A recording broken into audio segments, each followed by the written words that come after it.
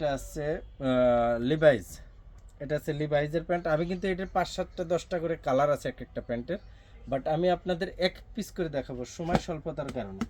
এটা আছে লিভাইস, এটা আছে আপনার অরিজিনাল জি স্টার।